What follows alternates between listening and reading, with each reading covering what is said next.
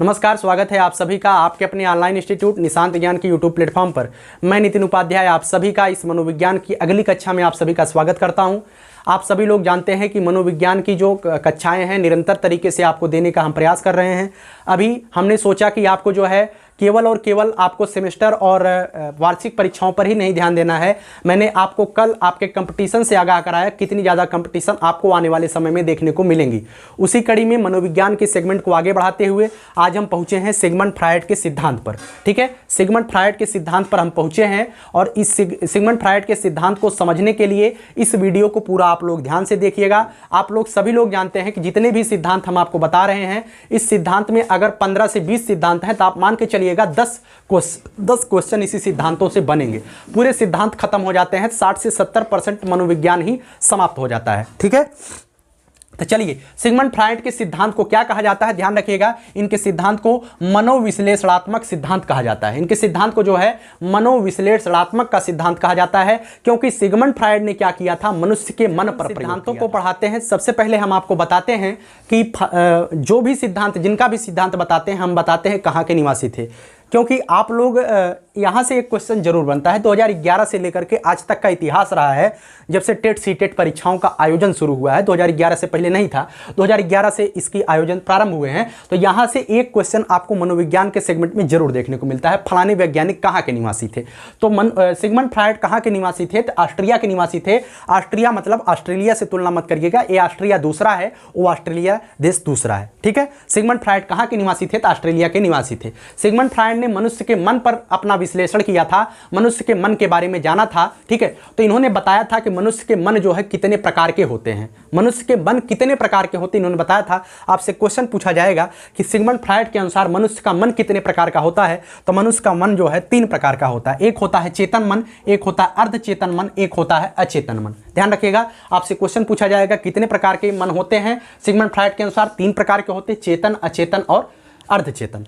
यहाँ पर मैंने लिखा है चेतन मन को इंग्लिश में कॉन्शियस माइंड कहते हैं। यहाँ पे अर्धचेतन मन को लिख लीजिएगा, सब कॉन्शियस माइंड कहते हैं। यहाँ पे अचेतन मन को हम क्या कहते हैं, अनकॉन्शियस माइंड कहते हैं। हमने यहाँ पर सब लिखा है और यहाँ पर अन लिखा है। ठीक है, अब ध्यान रखिएगा, मतलब कि चेतन मन, अर्धचेतन मन, अचेतन मन में जो हमारे मन का सबसे ज़्यादा पार्ट होता है वो अचेतन ही होता है। हमारे जो मन मतलब मस्तिष्क ही आप ओवरऑल समझ लीजिएगा कि जो हमारा अचेतन मन होता है उसमें 90% चीज़ें भरी होती हैं। ऐसी चीज़ें हम भूल जाते हैं और 90% हमारे मन के स्थान ग्रहण किए जाती हैं।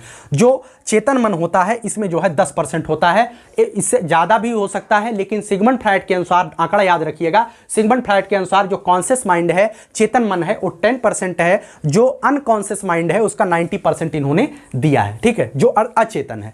अब चेतन, अर्धचेतन और अचेतन होता क्या है, एक एक पॉइंट में आप समझने का प्रयास करिएगा।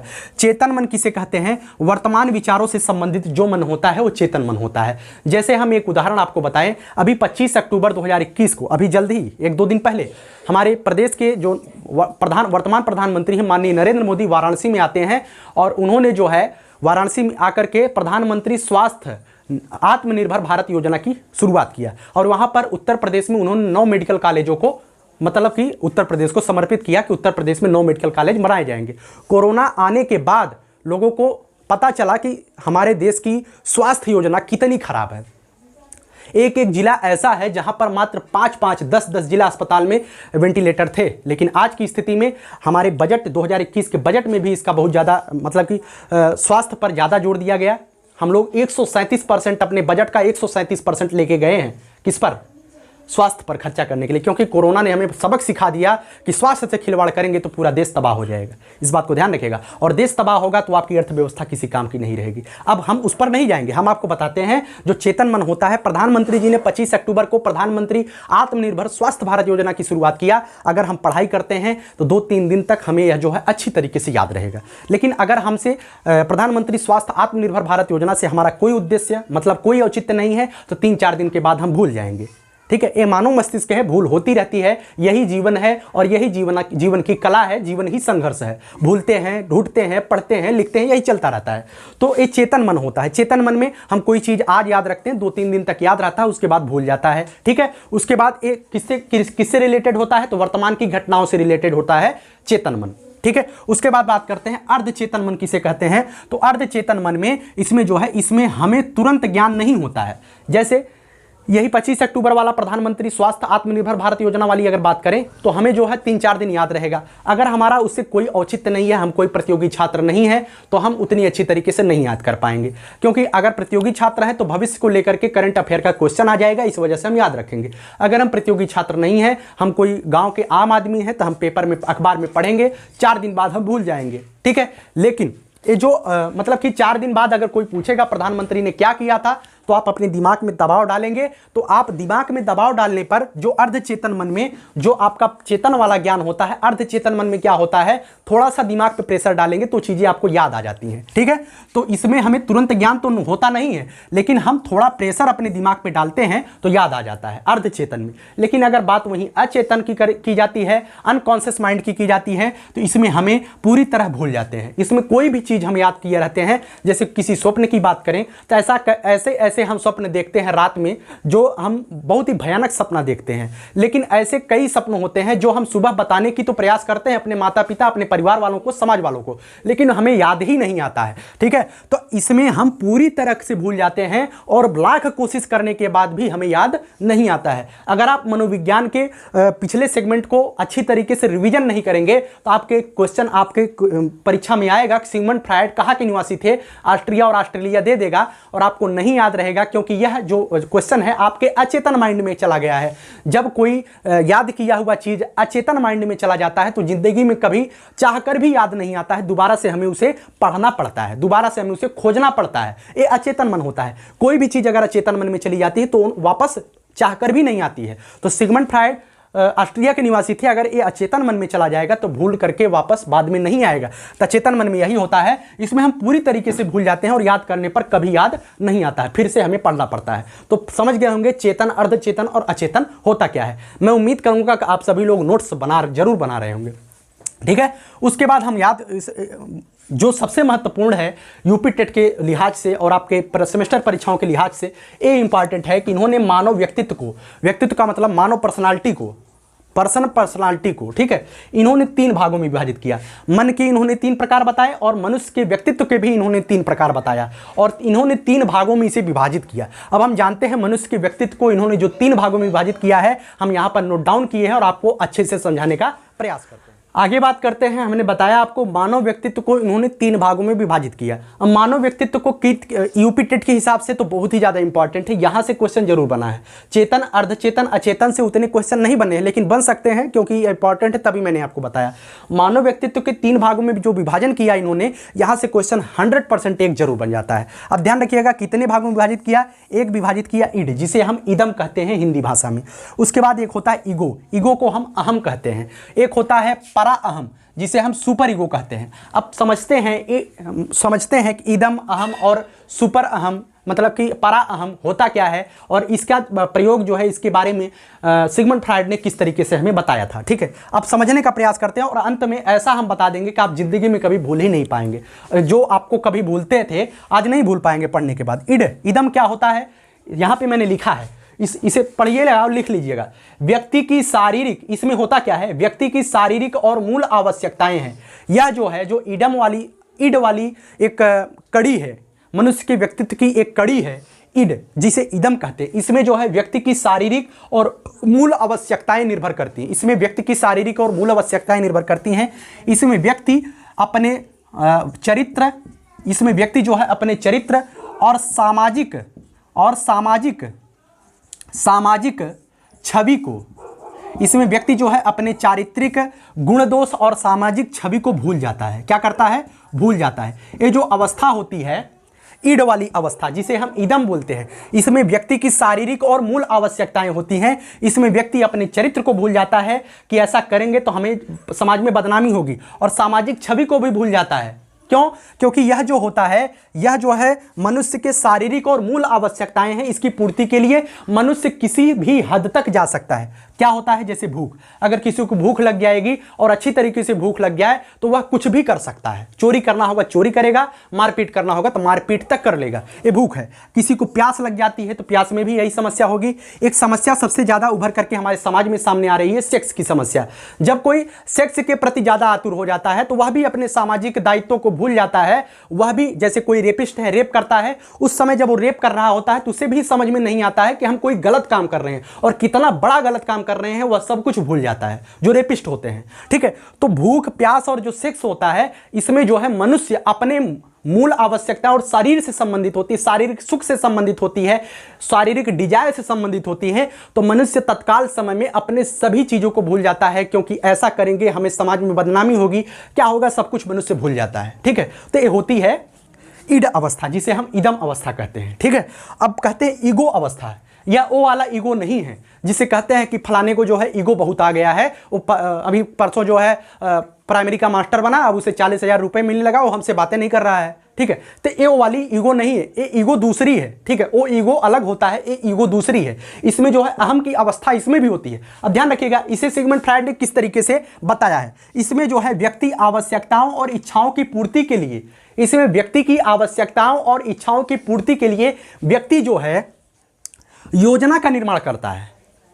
ईड अवस्था में क्या हुआ, व्यक्ति जो है शारीरिक और मूल आवश्यकताओं को पूर्ति के लिए किसी योजना की आवश्यकता नहीं करता है, सामने उसके जो आ जाता है उस पर ही अपना वार करना स्टार्ट कर देता है। ईड की अवस्था, इदम की आवश्यकता है, कुछ भी किसी भी हद तक वो जा सकता है। लेकिन इस अवस्था में क्या होता है, इस अवस्था में व्यक्ति कोई भी काम करने जाता है, कोई गलत काम करने जाता है, तब भी वह जो है अपनी आवश्यकताओं और इच्छाओं की पूर्ति के लिए एक योजना का निर्माण करता है। ठीक है, योजना बनाता है कि जैसे कोई व्यक्ति है, वो चोरी करने जा रहा है, उसको पता है कि चोरी करेंगे तो भाई गलती कर रहे हैं, और गलती करेंगे, सीसीटीवी कैमरा लगा हुआ, हम पकड़े जाएंगे, बहुत ही अच्छी तरीके से मारे जाएंगे, पुलिस हमें पकड़ करके ले जाएगी, उसे पता है, लेकिन फिर भी उसका काम है, वो करेगा। ठीक है, तो ये किसकी अवस्था है, ये अहम की अवस्था है। लेकिन होता क्या है, इसमें वह जो है योजना का निर्माण करेगा कि किस तरीके से हम जाएंगे, वहां पे हम जाएंगे चोरी करने के लिए, हम जाएंगे चोरी करने के लिए। कोई कहेगा यार तुम एक बंदूक ले लो, तुम एक डंडा ले लो, एक रसरी ले लो, ठीक है, और एक क्लोरोफिल ले लो, क्या कहा जाता है, क्लोरोफॉर्म कहा जाता है, जिसे सूंघाने के बाद मनुष्य बेहोश हो जाता है। कोई व्यक्ति उसे समझाएगा कि ऐसा ऐसा कर लो, योजना पूरी तरीके से बन जाती है। गलत काम करने जाएंगे तब भी उसकी योजना बनाएंगे। ठीक है, इसमें अहम की अवस्था होती है, ईगो की अवस्था। इसमें हम गलत काम करने जाते हैं, या मनुष्य व्यक्ति आवश्यकताओं और इच्छाओं की पूर्ति के लिए जाता है। जैसे कोई व्यक्ति है, उसे भूख लगी है तो वो आवश्यकताओं की पूर्ति के लिए जाएगा, लेकिन वह अपने लिए पहले योजना बनाएगा। हम जा रहे हैं, एक प्लेट चाट खाएंगे, चाउमीन खाएंगे, जो भी उसका फास्ट फूड है। फास्ट फूड खाना नहीं चाहिए, लेकिन खाते लोग हैं। अब वो खाने के लिए जा रहे हैं, हम समझाने के लिए कर रहे हैं, हमें नहीं कह रहे हैं आप जाइए चाट फुचका और फास्ट फूड खाइए, हम समझाने के लिए केवल कर रहे हैं। जैसे एक व्यक्ति है, जाएगा मार्केट, उसके पर्स में 50 रुपए है तो 50 रुपए की योजना बनाएगा कि हमें 50 रुपया से ज़्यादा नहीं खाना है, क्योंकि अगर 50 रुपया से ज़्यादा खा लिए तो ठेला वाला हमें गाली देगा, ठेला वाला हमें कहेगा पैसा कुछ नहीं, खाने आ जाते हो। हमारा जो है चरित्र और सामाजिक छवि बेकार हो जाएगी। वो योजना बनाएगा, उसी योजना के अनुरूप काम करेगा। समझ गए होंगे। इसमें जो है यह परिणामों की चिंता अवश्य करता है, इसमें परिणाम की चिंता होती है कि हम करेंगे ये गलत कर रहे हैं। जो सुपर ईगो होता है, जिसे हम परा अहम बोलते हैं, सुपर ईगो हिंदी में इसे हम परा अहम बोलते हैं। ये क्या होता है, यह जो है समाज द्वारा नैतिक सूत्रों के अनुसार काम करता है, नैतिक सूत्रों के अनुसार काम करता है। इसका मतलब यह है, इसमें व्यक्ति क्या होता है, इसमें व्यक्ति जो है कोई भी काम करने जाएगा तो वह जो है अपने चरित्र को देखेगा, अपने परिणाम की तो चिंता यहाँ पे हो रही है, यहाँ पे परिणाम की चिंता हो रही है, लेकिन यहाँ पर परिणाम की ज़्यादा चिंता हो जाती है। हम करेंगे या नहीं करेंगे उसके बारे में पूर्णतः एक निष्कर्ष बनाया जाता है, हमें करेंगे तो हमें जो है बुरा परिणाम देखने को मिलेगा। ठीक है, इसमें जो है यह समाज द्वारा नैतिक सूत्रों के अनुसार काम करता है, अर्थात व्यक्ति के अंदर जितना सुपर ईगो होगा वह बुरे कामों से उतना ही दूर होगा। व्यक्ति के अंदर जितना सुपर ईगो होगा वह बुरे कामों से उतना ही दूर होगा। व्यक्ति के अंदर सुपर ईगो ज़्यादा होगा, बुरे कामों से दूर रहेगा। व्यक्ति के अंदर ईगो ज़्यादा होगा, तो सुपर ईगो से ये थोड़ा सा कम स्तर है। सुपर ईगो तो सबसे बेस्ट स्तर है। सुपर ईगो जिसके अंदर होगा वह व्यक्ति जो है कोई भी गलत काम नहीं करेगा, ना ही चारित्रिक उसकी सामाजिक छवि मेंटेन रहनी चाहिए, उस पर यह हमेशा प्रयास करता रहेगा सुपर ईगो में। और ईगो में क्या होता है, ईगो में होता है कि व्यक्ति जो है थोड़ी सी उसे पता है कि गलत कर रहे हैं, उसे पता है गलत कर रहे हैं, लेकिन वो करेगा जरूर, लेकिन उसके थोड़ा थोड़ा उसके मस्तिष्क में उसके चिंता का परिणाम, चिंता चल रहा है कि होगा क्या, ठीक है। तो सुपर ईगो से थोड़ा सा लचर है ईगो, समझिएगा। सुपर ईगो काफी अच्छी क्वालिटी है। उसके बाद जो ईगो है वह बिल्कुल मतलब कि थोड़ी मीडियम वाली क्वालिटी है। उसके बाद जो ईड होता है, जो ईदम होता है, इसमें व्यक्ति सब कुछ भूल जाता है। ईदम में सब कुछ भूल गया। सुपर ईगो में बेस्ट क्वालिटी जो ईगो है, इसमें थोड़ी मीडियम वाली क्वालिटी रहती है। करेंगे तो सामाजिक छवि हमारी धूमिल होगी, लेकिन करना जरूर है। और ईड में क्या होता क्या है, ईड में सब कुछ भूल जाएगा। हमें करना है तो करना है, चाहे हमारी चारित्रिक स्थिति गड़बड़ा जाए, चाहे सामाजिक स्थिति गड़बड़ा जाए। वह जो है अगर रेप करना चाह रहा है तो वह किसी को नहीं पहचानेगा ये हमारा क्या है, ठीक है। उसमें जो है व्यक्ति अपनी सामाजिक और चारित्रिक छवि एकदम भूल जाता है। भूख लगी है, सब कुछ भूल जाएगा। ठेला वाले से पटकी पटका मारपीट हो जाएगा। साले 50 रुपया दिया था, भूख लगा था, 70 का खा लिया। क्या हुआ तुम्हारा, परसों देंगे पैसा, आज कहाँ इतना गरमा रहे हो, ऐसा होता है। इसमें सामाजिक छवि एकदम भूल जाता है। उसे भूख लगी है, प्यास लगी है, इसमें व्यक्ति जो है सब कुछ भूल जाता है, ठीक है। तो उम्मीद करता हूं सारी चीजें आपने अच्छे से समझ लिया होगा, सिगमंड फ्रायड के सिद्धांत को समझ लिया होगा। हम आपसे एक ही आग्रह करेंगे, अगर आप लोग अपने जीवन में सक्सेस होना चाहते हैं तो काफी ज्यादा लोग हमसे पूछते हैं आप है क्या। हमारे बारे में जानने से बेहतर होगा कि आप अपने को आपको बेहतर बनाइए। ऑनलाइन की सबसे बड़ी प्रक्रिया यही है कि कोई भी व्यक्ति आपको कुछ भी जानकारी दे रहा है, हमें चाहे कुछ आता हो या ना आता हो, चाहे हम कुछ हैं या ना है, इससे आपको कोई मतलब नहीं है। हमारे व्यक्तिगत जीवन से आपका मतलब नहीं भी होना चाहिए, हम क्या करते हैं। लेकिन अगर हमसे आपको कुछ मिलता है तो आप अपने आप को बेस्ट समझिएगा। और निशांत ज्ञान की तरफ से पूरी तरीके से ईमानदारी, तन्मयता और प्रतिबद्धता के साथ हम काम करते हैं। और हमारी कंटेंट क्वालिटी एकदम बेहतरीन जाती है कि यहां से अगर आप पढ़ते हैं तो अपने जीवन में कहीं ना कहीं सफलता की तरफ अग्रसरित जरूर होंगे। हमारे वीडियो को देखने के बाद जब पूरा वीडियो आप देख लेंगे और पूरा वीडियो देखने के बाद आपको तनिक भी अफसोस नहीं होगा कि हमने अपने जीवन के जो 24 घंटा एक दिन का हमें मिलता है उसका हमने 15 से 20 मिनट बर्बाद कर दिया। 20 मिनट हमारी वीडियो को देखने के बाद आपके अंदर एक कॉन्फिडेंस जागृत होगा, नहीं हम भी कुछ कर सकते हैं, क्योंकि यह धरा है, यह धरती है, इस पर हर एक व्यक्ति के पास 2 पैर 2 हाथ एक मस्तिष्क होता है। कोई व्यक्ति करोड़ों लाखों और अपनी इतना पहचान बना लेता है समाज में, वह बहुत आगे चला जाता है। तो आपके अंदर भी यह कॉन्फिडेंस जागृत होगा 20 मिनट के वीडियो को देखने के बाद। आपके अंदर भी ये ललक जागृत होगी कि अगर हम जिस चीज की तैयारी कर रहे हैं निश्चित रूप से उस चीज की तैयारी में हम सफल होंगे। हम आपको एक चीज बताना चाहेंगे, ये मोटिवेशन की बात है। आज से आप 10 साल बाद उस विद्यार्थी से मिलिएगा जो आपके साथ कभी तैयारी कर रहा है, आप उससे मिलिएगा। ऐसा कोई भी विद्यार्थी नहीं है, ऐसा कोई भी अभ्यर्थी नहीं है जो आपके साथ निरंतर रूप से तैयारी कर रहा है और उसका कहीं सिलेक्शन नहीं हुआ है। 100% उसका सिलेक्शन हुआ है। जो पढ़ाई नहीं करता है उसका सिलेक्शन नहीं होता, इस बात को ध्यान रखिएगा। जो पढ़ाई करेगा 100% उसका सिलेक्शन होगा, जो नहीं करेगा निश्चित रूप से उसकी सफलता नहीं मिलेगी। और हम एक चीज जरूर बताएंगे, अब आपको मेहनत जो है 110% करनी पड़ेगी, क्योंकि आने वाले समय में एक पार्ट यही था शिक्षक भर्ती, जहां पे कंपटीशन कम होता था। लेकिन वीडियो के माध्यम से मैंने आपको आगाह किया कि आने वाले समय में कितनी ज्यादा कंपटीशन बढ़ रही है, कितनी ज्यादा कंपटीशन बढ़ रही है। जो बच्चे 2017, 18, 19 बैच वाले, 2017, 18 बैच वाले हैं, 2016, 17 बैच वाले हैं, वो लोग अभी तक टीचर नहीं बन पाए हैं। 69,000 में उनकी एकेडमिक कम थी और आने वाले समय में 51,000 में जो शिक्षक भर्ती आ रही है, इसमें भी एकेडमिक का बहुत बड़ा खेल होगा। लेकिन मैंने आपको कल बताया था कि 2024 वाली भर्ती में एकेडमिक की कहीं ना कहीं स्थिति चरमराती दिखाई देगी। सबको योग्य कैंडिडेट चाहिए, लेकिन 51,000 शिक्षक भर्ती में हम बता रहे हैं एकेडमिक का इतना बड़ा रोल होगा ना। जिनकी एकेडमिक 190, 195, 196 पे है, हम उन्हें प्राइमरी में बताते हैं। एकेडमिक की अगर महत्व के बारे में बात किया जाए, उन्हें सुपर टेट में 125 के ऊपर लाना पड़ेगा, तभी जाकर के सिलेक्शन होगा। हमारी बातें किसी को खराब लगे या सही लगे, लेकिन निश्चित यही है। अगर आप 195, 196, 197 वाले हैं ना, तो अगर 51,000 शिक्षक 24 जो आप हैं, 21 बैच की बात नहीं कर रहा हूं, जो 2017-18 बैच के, अब की बार तो एकेडमिक लगेगी ही, आगे नहीं लगेगी ऐसी संभावना है। लेकिन अब की बार 190, 192 वालों को इतनी मेहनत करनी चाहिए कि 125 से 30 नंबर सही हो, तभी जाकर के सिलेक्शन होगा। नहीं तो 90, 97 पाने के बाद आप केवल लड्डू बांटेंगे कि हम पास हो गए हैं, आपका सिलेक्शन कभी होगा नहीं। और मास्टर बनना चाहते हैं तो मेहनत पूरी ईमानदारी और तन्मयता के साथ करनी पड़ेगी। अब आसान नहीं है, कोई भी नौकरी आसान नहीं है। हर एक व्यक्ति चाहता है कि उसके घर में नौकरी है, कौन नहीं चाहता नौकरी नहीं है, तो मेहनत करनी पड़ेगी। आने वाला समय एकदम प्रतियोगिता के रूप में कहूं तो एकदम कठोर समय होने वाला है, और बेरोजगारी इतनी प्रचंड रूप से 3 साल के अंदर देखने को मिलेगी, उसका आप गणना नहीं कर सकते हैं। तो मेहनत आपको करनी है। अगर हमारे साथ जुड़ते हैं तो हम परिश्रम करने के लिए लगातार आपको मोटिवेट करेंगे। बहुत बहुत धन्यवाद।